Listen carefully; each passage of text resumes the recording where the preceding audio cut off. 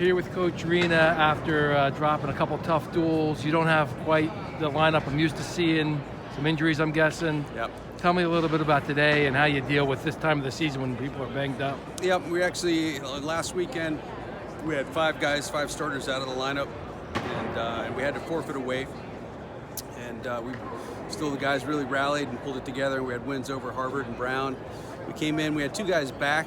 Of those 5 that were out last weekend, 2 back. So Jake Lezak was back and Carmen Ferrante was back. Yep. And we knew Columbia was a step up from the teams last weekend. We really felt we had that in hand.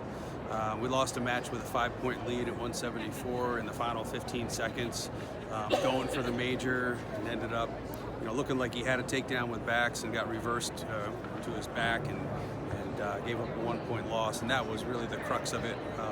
We felt we were favored, but not a lot of margin for error.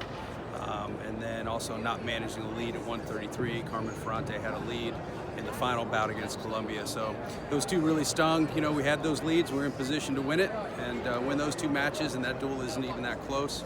So, and then going against Cornell, I thought our guys fought pretty hard. Obviously a very competitive program in Cornell. And I think that, even in the loss, Lucas Urbano came out of that at 149, knowing that he's very competitive with that kid. That kid's having a good season. Hunter Yep. Richards. Doug Zaff continues to be on fire and spread the gap against Casimir from Columbia, who was number 1 ranked in the EIWA earlier in the season. Doug's taken that number 1 ranking over. And then, Doug came in and beat a good kid. This Boffman kid from Cornell has been to the finals of the EIWAs before. Yep. So Doug's really doing a great job. But I think there was some moral victories, in individual matches against Cornell. And today we put out, of our 10 guys, 9 of them were sophomores or freshmen. Right. Super young team. We've talked a little bit about this in the past.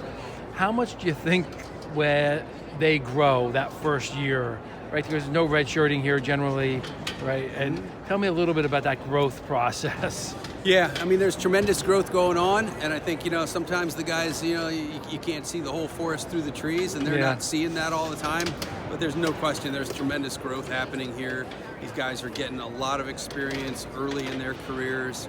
Our recruiting continues to be, going really well.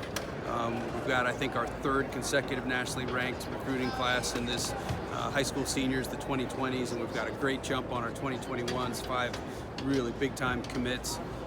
So, I think that is all going really well. And it's just going to take some time to develop that experience and savvy in the practice room of upperclassmen. And I think that our progress is going to accelerate. But it's happening now, and we're excited. It was a tough day to come out without that win against Columbia, but hey, we'll gather it up and keep getting better and learn from it and move forward. Coach, thanks for the time. Good luck getting healthy.